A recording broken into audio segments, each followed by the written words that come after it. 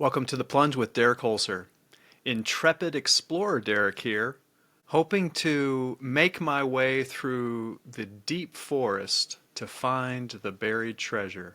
Like searching for the pot of gold at the end of the rainbow, I've found that this Owen Barfield series has been one that is quite a quest, but well worth undertaking. I hope you're enjoying it as much as I am enjoying meeting the tremendous guests who have provided us with deep insight and meaningful understanding of the work of the First and Last Inkling, Owen Barfield. Today's guest is none other than Owen Barfield's grandson, Owen A. Barfield, who serves as the trustee of Owen Barfield's Literary Estate.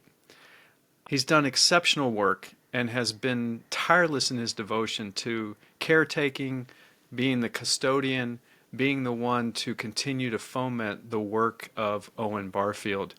For this series alone, he connected me to 3 other guests besides himself.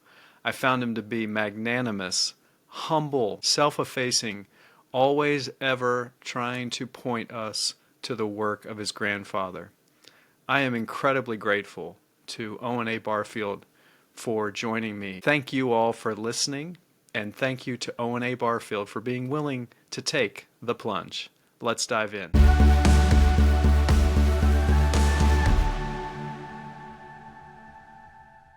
Well, it is indeed a pleasure to be joined by Owen A. Barfield, Owen Barfield's grandson and trustee of his literary estate. And I just love to hear reflections or thoughts that you want to offer contemporaneously about your grandfather. Well, thank you, Derek. Thanks for having me. I consider you a sort of pioneer for doing this. So if you're not sure where you're going, all pioneers are in a way explorers. And so congratulations for taking that up and being that explorer. Grandfather himself had a feeling that his work wouldn't be understood until a future time. So, 50 years ahead of where he was writing, but we're now getting close to that future time. 2035 is the sort of time that we would expect his work to start to sink in and be more easily understood. And what he was working on is the evolution of consciousness. That is his theme. And in fact, it appears that he coined that term. The independent scholar Jeff Hippolito did some research on that. He has not found anybody use that term before grandfather started using it. So that evolution of consciousness is what we're talking about.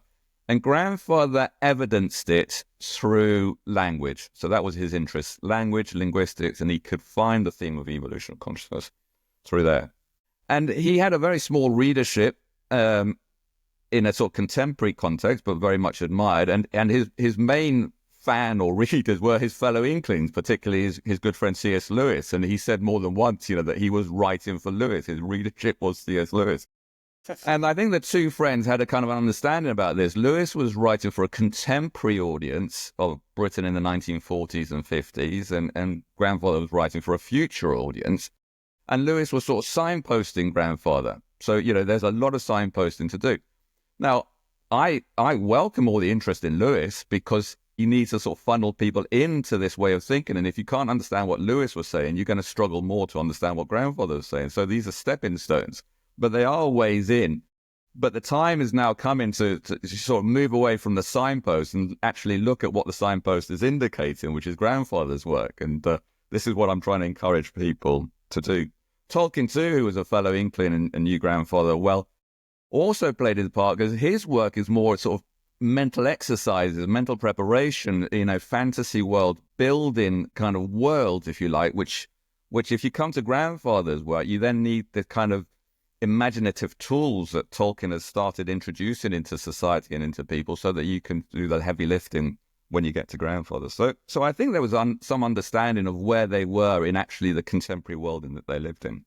Now, grandfather lived his life very much in 3 parts, 3 equal parts, because he lived 99 years, so almost 33 years each part. And that first part, he was a sort of poet-author. He wanted to be a successful poet-author.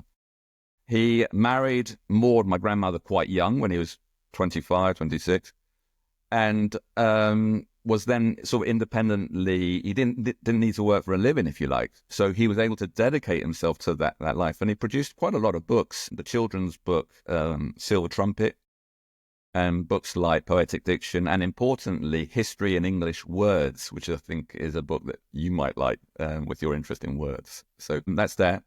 Then, because of the Great Depression and the crash that happened in at the end of the 1920s, that wealth was lost, and then grandfather had to go and join the family law firm, also because his father wanted to retire and he wanted to pass it on to the next generation.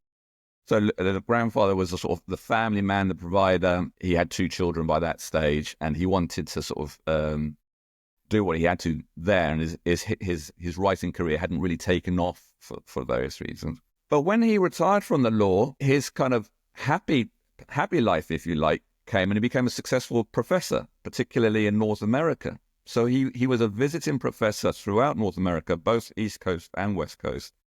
And there was a time in the 1970s when within certain groups of people in North America, he might have been better known than even C.S. Lewis, for example. And well, this lecturing professorship started in the 1960s, and when he first went over, he'd had to go by boat. But it kind of coincides with the New Age and everything that was happening with the New Age movement. You know, he kind of fed into that. So there's an aspect of that in grandfather's work as well. So grandfather is known for 2 things. First, he's the first and last Inkling, the first to be published, the last to be published, the first to do things, the last to do things. But he's also the founding father of Anthroposophy. He met Rudolf Steiner in London once. They founded the society in Britain, and Rudolf Steiner was very keen that it should be taken up in Britain because he was aware that English would be the world language in the future. So he wanted anthroposophy to be understood in English. Grandfather was instrumental in starting that movement. From England, it spread throughout North America and other places, wherever English is spoken, of course. And grandfather, if you like, is an interpreter, not quite an interpreter, but sort of he elaborates on Steiner's works. Grandfather met C.S. Lewis in his first term of his first year at university in 1919. And Lewis, when he met Tolkien in 1926, in that same moment, he also introduced Tolkien to grandfather. So they were together sort of most of their lives, if you like. But their main means of communication was walking and talking. So they went for long walks, maybe about 4 a year, a particularly long one in Easter. Tolkien, we know, joined them for 2 of these long walks at Easter.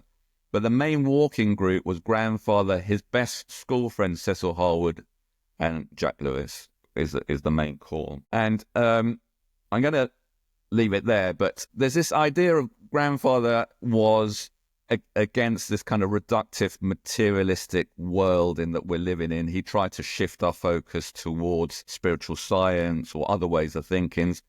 But grandfather used the word positivism. So he was anti-positivism because for him, positivism meant materialism. So sometimes in grandfather's word, you hear this word positivism, which we don't use very much, but it's a form of reductive materialism, which is what he was the champion fighter against. And if you want to characterize what is it that the Inklings did, what is it that they had in common, they were all fighting positivism. But grandfather was the chief champion against. And to clarify for myself, the positivism, that term, as you say, would be the things that we've inherited from sort of a reductive scientism / materialism? I think so. I'm not an expert, so unfortunately I can't elaborate on any of these things, but I'm just saying it. You know, you'll come across that word. So, you know, the sooner we get familiar with it. So, for example, grandfather had lots of terms. He coined terms which are sort of small envelopes which package a lot of philosophy behind them. One of them was unresolved residue of positivism. So he's saying the world that we live in is the residue of positivism, materialism. So materialism has led us into this world of you. Now we're having to live with the consequences of it. And because we haven't resolved all those consequences, we're having the problems that we're having. So URP, unresolved residue of positivism, is one of those little package bundles that grandfather has. He has many, like alpha thinking and beta thinking, that these are different things. And that refers to, you might have a thought, but then if you think about that thought, how did that thought come, where did it come from, how does it affect you on a soul quality? That's beta thinking. So the first thinking is the thought thinking. But then if you think about that thought, where did it come from? Where is it going? That's the beta. I see. That makes sense.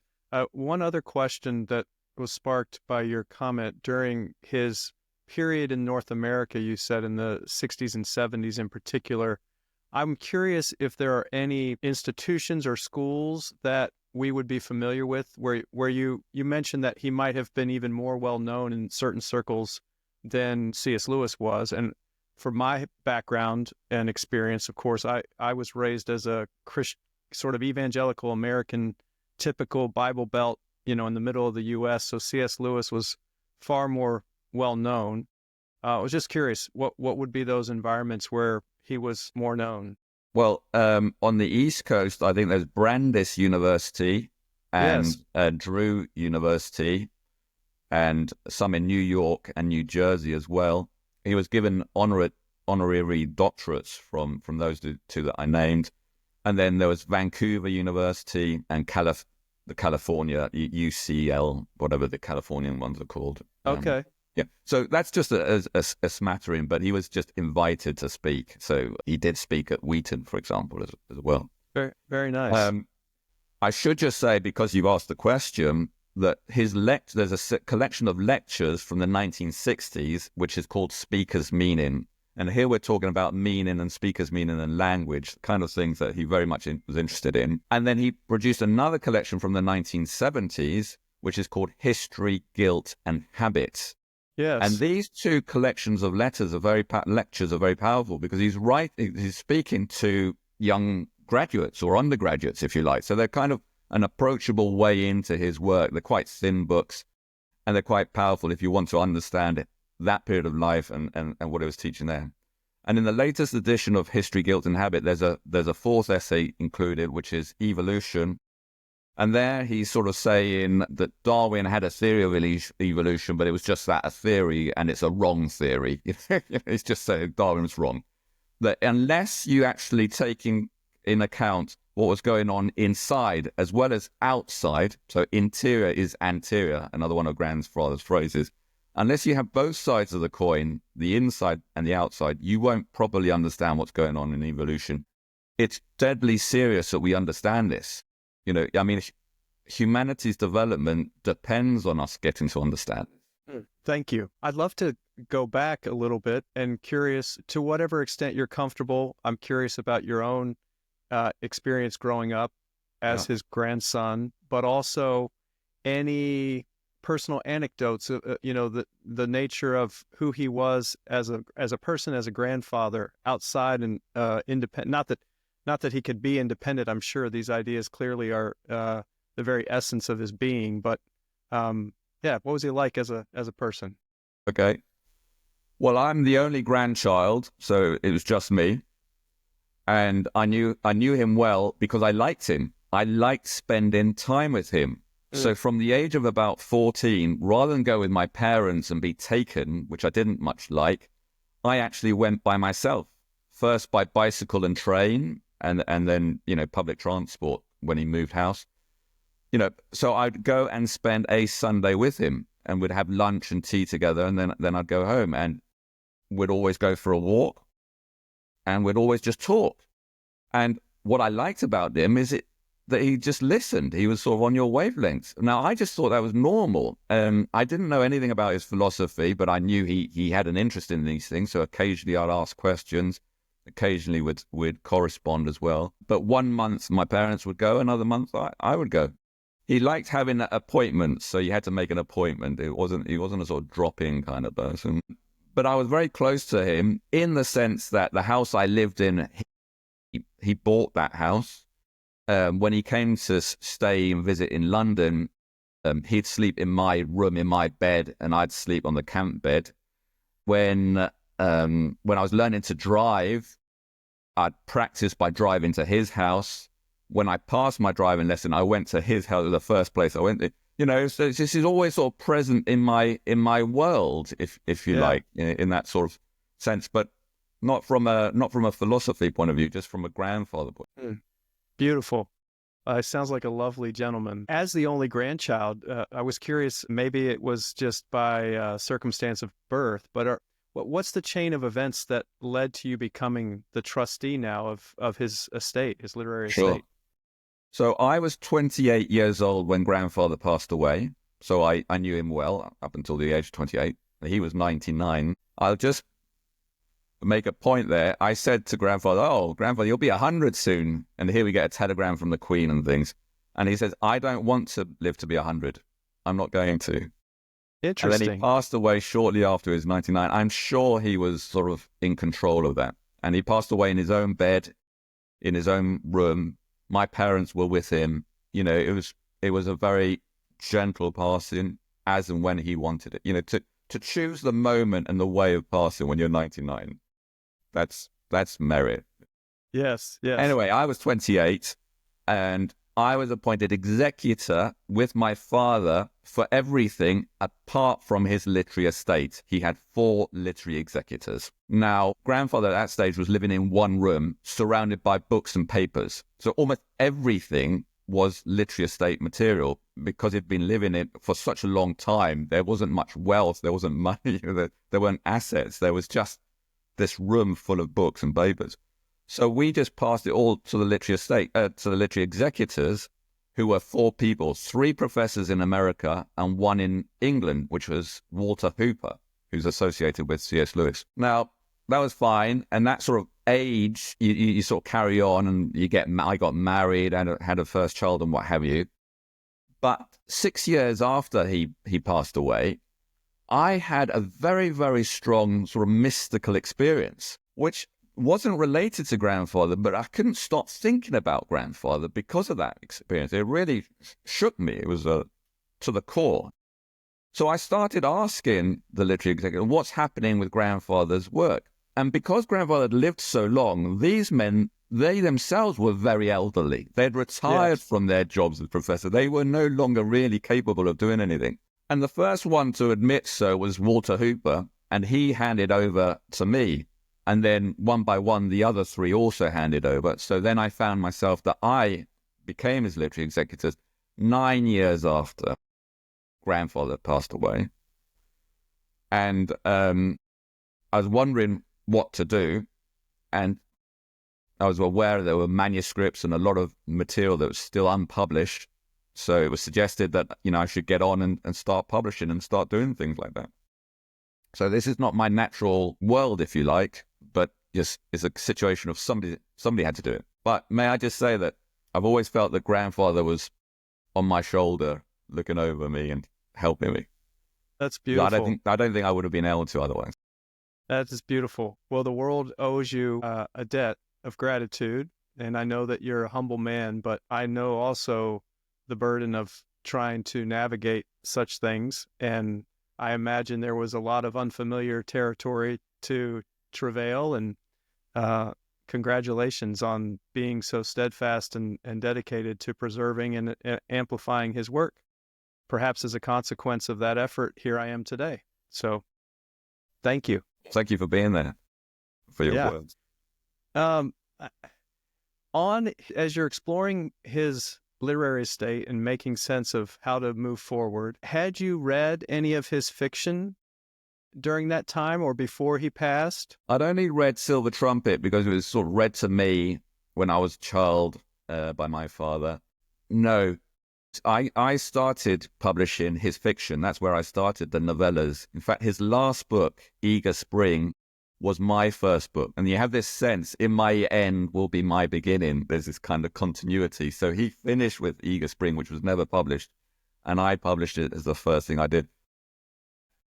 There's a professor in Colorado who knows a lot of grandfather's work. He's an expert on grandfather, especially all grandfather's poetry and long narrative poems. And he says, the thing that will remain is this novella, Eager Spring. And I said, well, why? And he says, because it's dealing with the divine feminine. And that's where we need to have more attention. And it's where the Inklings were less focused, if you like. So grandfather was sort of forward thinking in creating a novella about that, which I think is an important theme. I'm encouraged by that. Sorry to interrupt, but I'm encouraged by that because Professor Laura Van Dyke from Vancouver, Canada, will be featured in an episode on this series specifically discussing Eager Spring. So that's nice. Sorry. Yeah, no, great. And in that novella, grandfather uses this device, which he's done before in other works, which is he has a contemporary novel with contemporary issues, and then a large chunk of it, maybe a quarter or a third, is a kind of a Martian, and that's like a myth allegory. And so he likes doing this. He likes using myth to illustrate and to sort of bring to life our contemporary situation, which is, of course, so relevant. And he did that in his long novel called English People, which still remains unpublished. So we don't have English People available, which is his kind of hallmark work written in 1927, 28. But we do have his Martian, which is the myth from that novel, and that's Rose on the Ash Heap. And that's a very powerful novella, possibly my favorite. I like that. And it was written when grandfather was kind of a young man in his 20s. So, it's got quite a powerful message behind it. And in that novella, the philosopher character is C.S. Lewis. Ah, interesting. And the Inklings did this quite often. They put their friendships into their books quite often. So C.S. Lewis appears in a number of grandfather's books, as grandfather appears in Lewis' books. Yeah, that's a lot of fun. In the way in which I've not read Eager Spring, I've not read Rose on the Ash Heap, I'm curious about the technique that he might use to merge these two narratives, as it were. Is there an overlap? Do the contemporary characters have any sort of vision or transportation, or is it just two separate accounts? Okay. Can I defer to your colleague in Vancouver who'll tell you all about it? And if she does that, you can ask her. Sounds good. I'm curious as to those stories, and you've mentioned Eager Spring. Are there any others that you think are most important in terms of the advancement of the evolution of consciousness, as it were? Well, so all of grandfather's work is about evolution, and he's trying to say the same thing in many different ways. But that there's a short, since we're talking about the novellas, there's a novella called Night Operation. And this, occasionally, undergraduate classes are taught an Inkling literature class, if you like, in different places around the world. And to have a book by grandfather, they choose Night Operation. And they might have a sample book from Lewis and one from Tolkien. The students on those courses, when they're asked which of all the books they studied was their favorite, they always say Night Operation. So Night Operation is a favorite book for people now because it really speaks to our situation now. It's about a dystopian future society where fear rules and everyone's gone underground to live in the sewers. The three characters are Jack, which is named after Jack Lewis, John, which is named after grandfather because it's a Saint John the Evangelist type character, and Pete, which is Saint Peter the Rock, the builder of institutions, which is Cecil Harwood. It's these three names that I mentioned at the beginning, this triumvirate of friends. And when Jack Lewis died, his two executors were grandfather and Cecil Harwood. So this group of three have always been sort of united and together. Cecil Harwood was a school friend of grandfather's, but he was also the founding father of anthroposophy, and he did all the anthroposophic things with grandfather. In fact, he was the chairman of the Anthroposophic Society. Both of them were committee members with senior positions on the committee for 46 years. So I don't know if you've ever served on a committee, but imagine serving 46 years on a committee when the society is doing a lot, building out schools, building Camp Hill communities, biodynamic, a lot of things were happening. Interesting. No, I think the longest tenure I've got is maybe a decade before I have to throw in the towel. So your grandfather and Cecil Harwood were schoolmates, so they met when they were teenagers or young boys? They met at Highgate School, and I said my life was interwoven with grandfather's. I too went to Highgate School, so I went to the same school as grandfather. And the first Inkling moment happened there in Highgate School. Coleridge is also associated with Highgate, and grandfather, of course, has a strong connection to Coleridge. But these two boys were sat in their Latin class, aged about 15, and Cecil Harwood sat next to grandfather, was translating a passage of Latin, and he read out the literal translation, which is, the man walked out of life. And that sort of metaphor resonated with grandfather. Rather than use the word death, to put in a more poetic language, that's kind of grandfather's first awakening, if you like. So it happened right there with his friend Cecil Harwood. And I probably sat in that same classroom because the school, hadn't changed much by the time I got there. Yeah. Grandfather's sort of second inkling moment, if you like, was during the First World War, because he served as an officer in the engineering course. But curiously, he was held back. There was almost like an invisible hand holding him back, so he didn't go to the front. But because he was an engineer and worked in communications and wireless, he was having to study the properties of electricity, so negative, positive, and the polarities and things like that. And through these studies of electricity, he kind of started getting insights into what would later become his philosophy, if you like. And so it was kind of this getting to grips with polarity in that sense was a second inkling moment for him. Just to finish off the story about the First World War, is that armistice was declared, and immediately grandfather was sent to Belgium, which was a brilliant time to arrive because everybody was busy, trying to get home and ending the war. Grandfather just arrived fresh. And so he had all the time and resources at his disposal. So he was able to ride a motorbike, ride horses through the countryside, meet soldiers from around the world, New World soldiers from America and Canada. It was a real University of Life experience. Particularly, the war effort had been geared towards making the Tommy on the front line happy. Anything the Tommy wants. And in those days, the most they could have given was books. So there was a great library service of any book in Britain would be delivered to you on the front line because the soldier wants it. Wow. So grandfather used that, and he ordered all the books he needed, and nobody else was reading. So he just had this whole service for himself. He really enjoyed his war. Yeah. That's remarkable. He also learned French, of course, which he then used to communicate with a lot of people.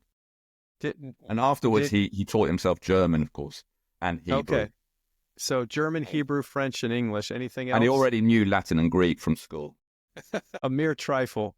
That's fascinating. They could read Italian as well because they read Dante's, passages themselves, Lewis and grandfather together. Did your grandfather ever write anything in reflection of Dante that you're aware of? I'm sure he did, but I couldn't put my finger on it. Yeah. It strikes me that the Inklings in particular, I imagine everyone of their generation was profoundly affected by the events of World War I. And I'm curious if you'd like to offer any thoughts regarding that as it shaped their own anti-positivism, as war perhaps being the greatest outcome of a reductive materialistic scientism.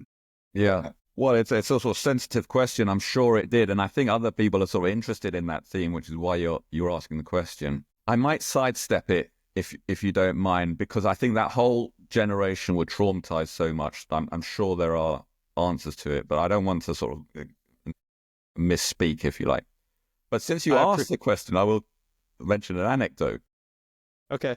And as you said, a whole generation of young men were wiped out. It then meant there was a whole generation of young ladies who were very eligible. They were very available. There's a lot of young ladies around. But grandfather married Maud, who was 14 years older than him. Cecil Harwood married Daphne, who I think was 11 years older than him. And of course, Jack Lewis ended up with living and possibly having a relationship with a woman 20 years older than him. So this is a curiosity that this group of three that I'm always referring back to had this circumstance, which the war must have affected them in some way. And I don't know if it played out in their private life that way as well.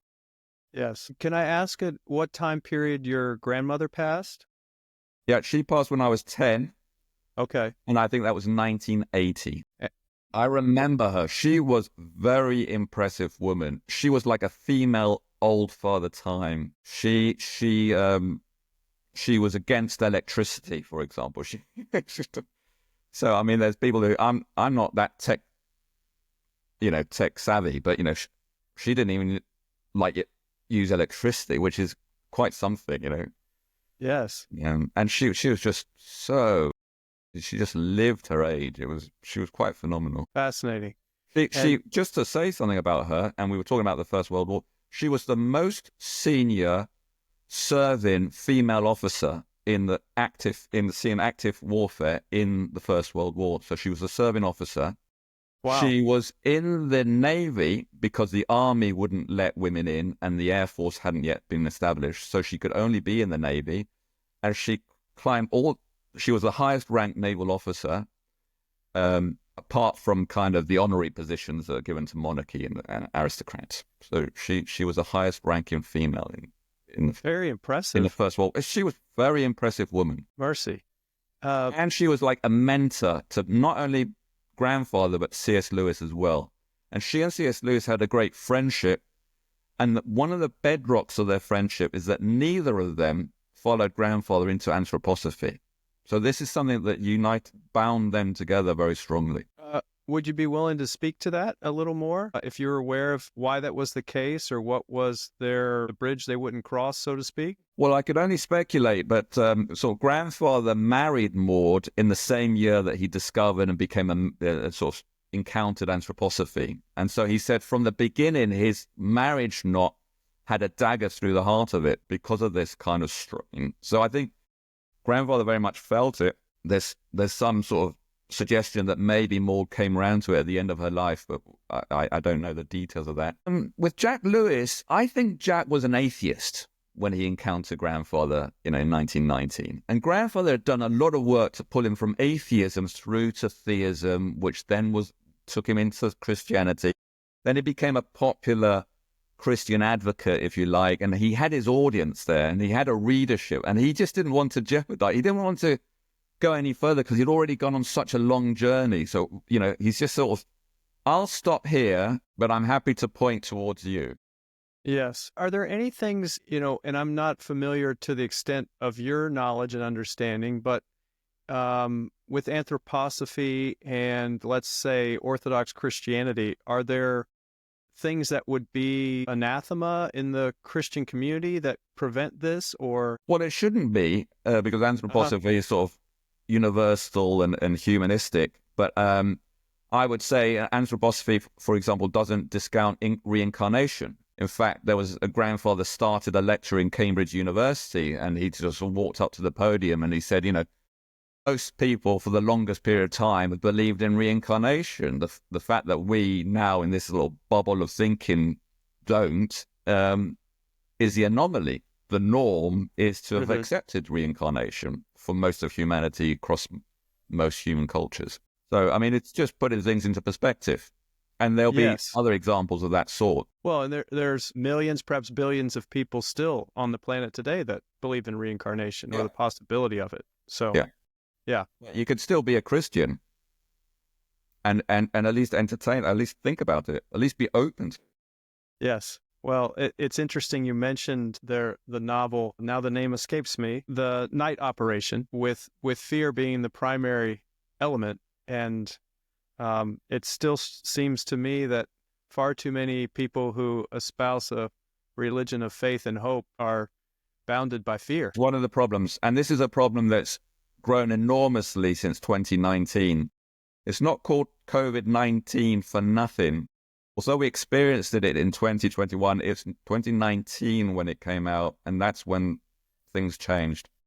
Yes. And what changed was this prevalence of fear in society across the world for reasons I'm not going to go into now. Sure. It's becoming more and more topical. Yes. Well, my little byline on any of my public-facing profiles is love all, fear none. And so I'm curious if you'll entertain me to understand if there are concepts or practices within the anthroposophical worldview that would help a person in a state of fear. Well, again, we're asking big questions here. I thought we were just having a cozy chat about grandfather. Yes is the short answer, of course. And really, it's about knowing what you're confronting. So if you know what you're dealing with, then you just confront it because you know it. It's the unknowing that people are fearful of. But anthroposophy helps you to understand it, helps you understand the bigger picture. I love anthroposophy because it gives such massively wide pictures. If you listen to the daily news and things like that, your worldview is kind of small. But if you know what's going on in the spiritual world as well as the physical world, as well as the sort of hierarchies and the elemental worlds, then you're really getting to see a full picture. It's like what grandfather about, Darwin. It's a theory, but it's just not taking in the whole picture. We need to start taking in the whole picture. We need to know what's going on inside as well as outside. Not just the outside stuff, the inside stuff. And quite frankly, the inside stuff's more important because it determines the outside stuff. That takes us back to thinking, alpha thinking and beta thinking.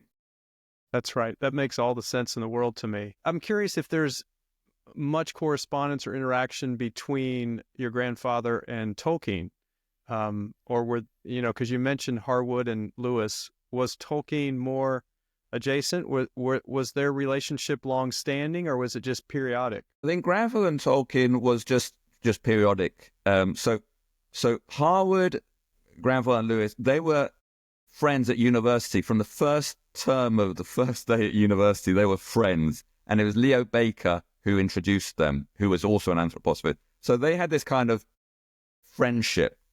Whereas Tolkien was a kind of colleague at the university, the faculty colleague and things. And grandfather met him on a number of occasions. As I say, Lewis introduced him from 1926, and they went on walks, particularly in the 30s.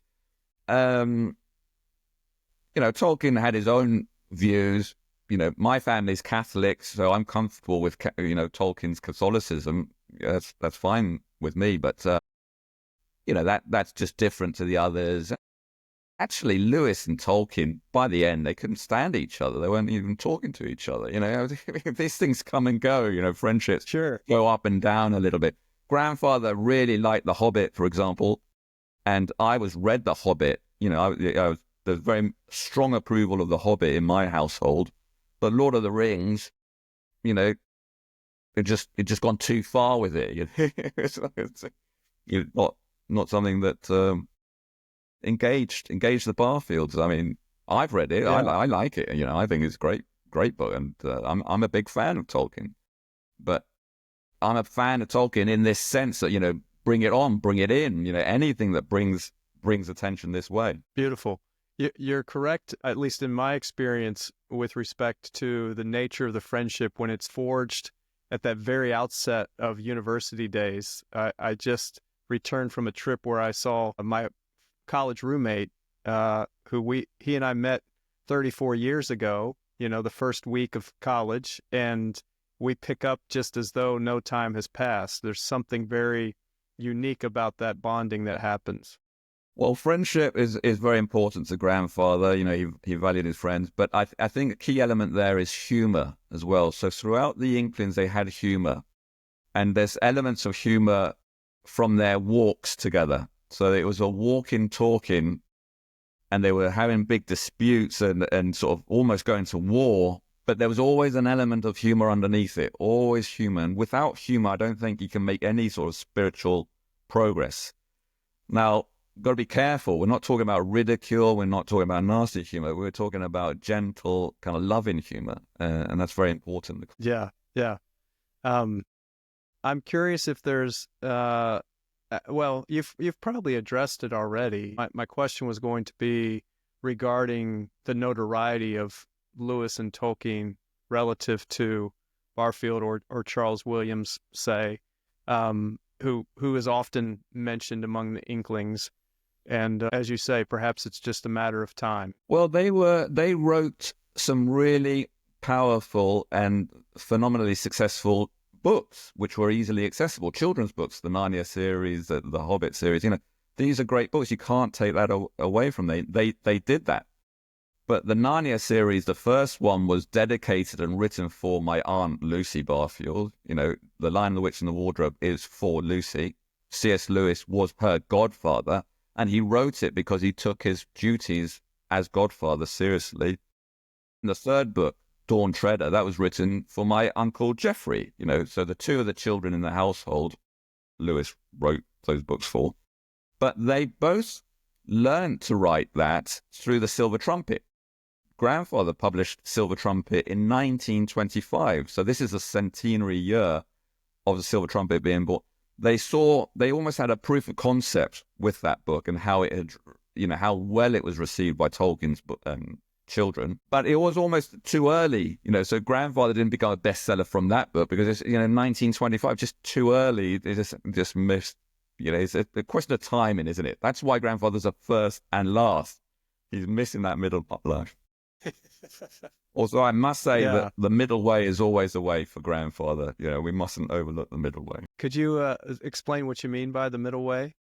Right. So I said that he was interested in polarity, negative and positive polarities. Polarity is a big theme in Coleridge. But when you have two things, any two things who are opposite, you have something that's created by those two things, which is that middle thing between the two things. And Grandfather's interest was always that middle thing that the two polarities had created.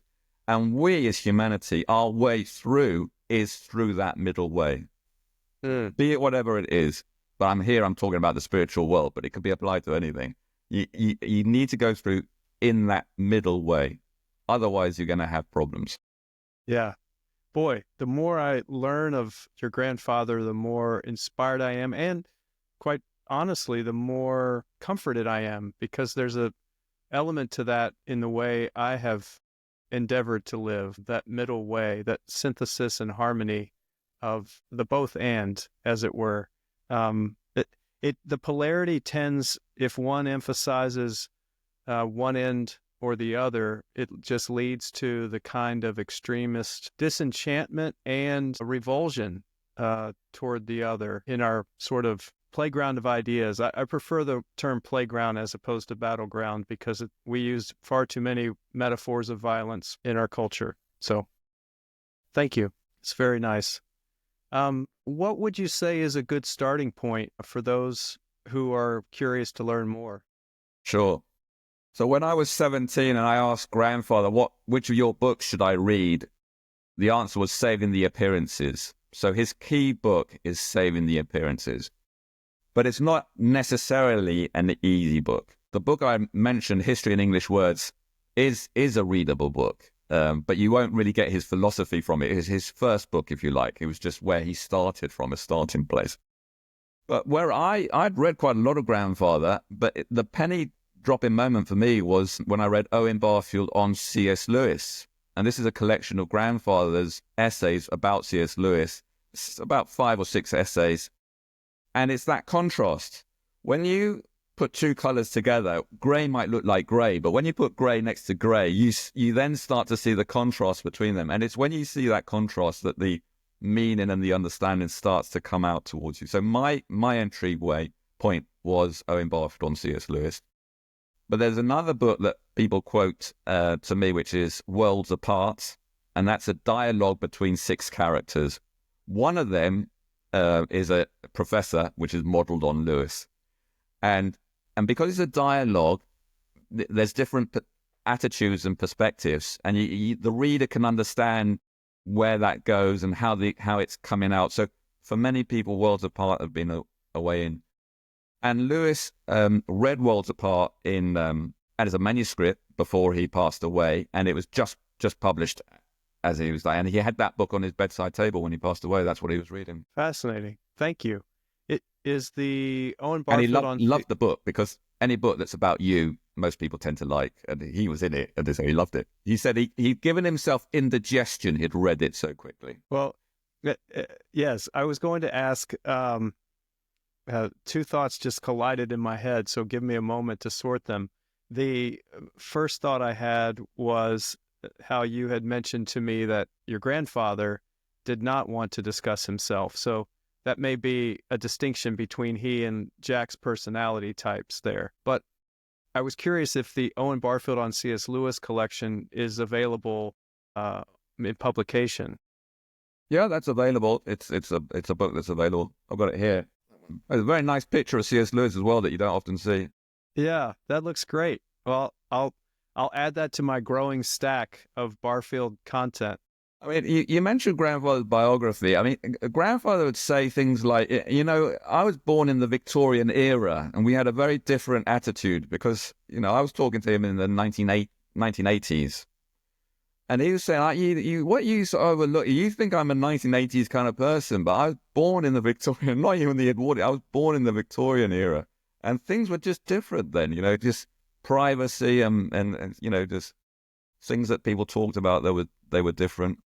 And then I had the experience, which I was just shocked when I then heard that grandfather's biographer also had the same experience, which is that we both asked grandfather about his life. Tell us about your life, grandfather.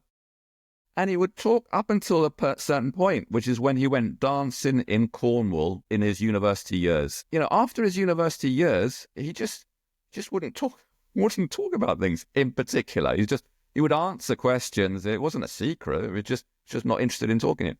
But he quite often referred to this dancing sensation. And what happened is, with his wife-to-be, Maud, who I referred to, this incredible lady, she organized a dancing tour, which was a revival of folk dance and country traditions in music and dancing in the West Country and in Cornwall in particular. So she put together some musicians who became quite well known, and she had the dance crew, and she needed a male dancer, and grandfather volunteered. That's how they met.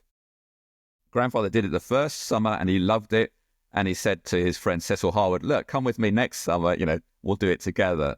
And so with Cecil Harwood, they did it the next time. And this was, and then their final show, if you like, is they performed that at Oxford University. And I think that's a kind of the moment when the Inkling impulse entered Oxford through music and dance.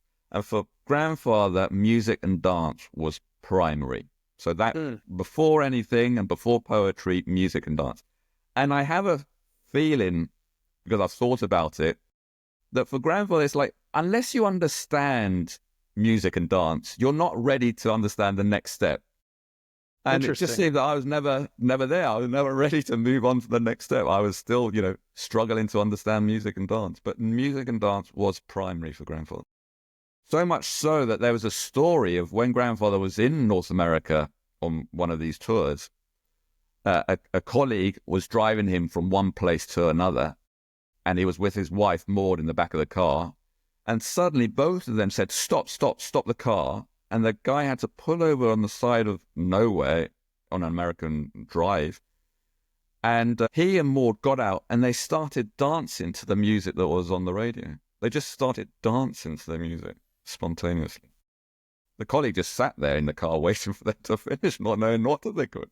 But he was very pleased to tell me that story. He really wanted me to know. Yeah. Wow. Interesting. And reinforces his ideas, though, the embodiment of that with respect to the evolution of consciousness, I think, if I'm tracking. Very interesting. Is there anything else you'd like to share about your grandfather, as well as I would love for you to share kind of what the works of the Literary Estate is all about, and any conferences or other opportunities people have to participate in this work? Okay, well, thanks for inviting. We're just slowly in our own way, trying to get as many of grandfather's books available. So things that we're working on or got in the pipeline is a new edition of The Silver Trumpet, which should be available in a couple of months' time, which I've referred to as a really important book. Grandfather was an essayist. He must have written about 120 essays or so. And so we're working on a new collection of essays. The last collection, which is The Riddle of the Sphinx, was published a couple of years ago. And so we've got another collection of essays. And his long novel, English People, we haven't even started on that. There's a collection of poetry. There's just a lot to do. And all his papers in the Bodleian, they haven't been looked at. There's just, everything's an open field at the moment. But what we need is academia to step up. There's no, well, I have to be careful what I say, but, there's just, in England, let's say, in Britain, there's no champion that I could turn to in academia and say, can you speak to Derek? and answer his questions. I just can't easily do that. At Cambridge University, there's a group who are looking at back within the context of Neoplatonism, but we still haven't got grandfather taught, and I think until that happens, we've got some way to go. Yeah. There is a center in California, in San Francisco, that teaches it at a high level as well. So I should acknowledge what is being done, and I'm very grateful to the people who are working on it. And you've found some, so well done, and the people that find it. But you'll know as well as I do how many people there are out there. Well, I really appreciate it, and again, it's quite an effort that you've undertaken and continue to do, and I'm very appreciative of your time today. And I think that when this is all said and done, I hope that it will add to the repository of Barfield inspiration for the world. So thank you. Thank you. Happy to help.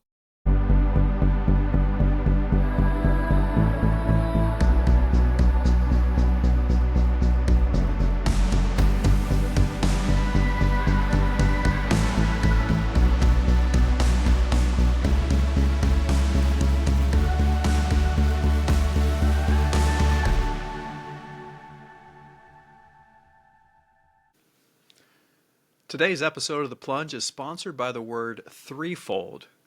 Threefold resonated incredibly well with Owen Barfield, both in the context of polarity and, for examples, the soul qualities that are three: thinking, feeling, and writing. This was a very, very important word to have as our sponsor because I want to honor the legacy and work of Owen Barfield.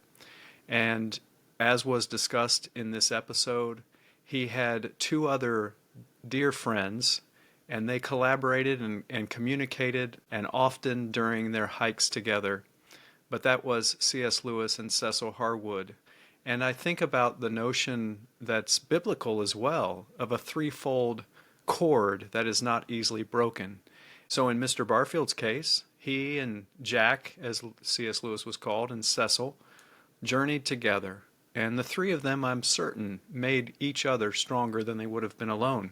In fact, did you know that three strands of cord or rope, if they're intertwined, generally manifest 3 times the strength of a single rope? And of course, factors like braid quality, friction, and attachment points can affect. But there is something to this notion of three binding together. Of course, it has great symbolic as well as actual meaning in the Christian faith, where you have the notion of the Trinity, the Father, Son, and Holy Spirit. May we all be blessed to participate in threefold endeavors, that when one strand might feel weak or diminished, the other would be strong and vibrant. That we would all long for that union, for that final participation that may find its expression in threefold manifestations. Who knows? But I'm grateful to Threefold for its role in my life and for its willingness to sponsor today's episode of The Plunge.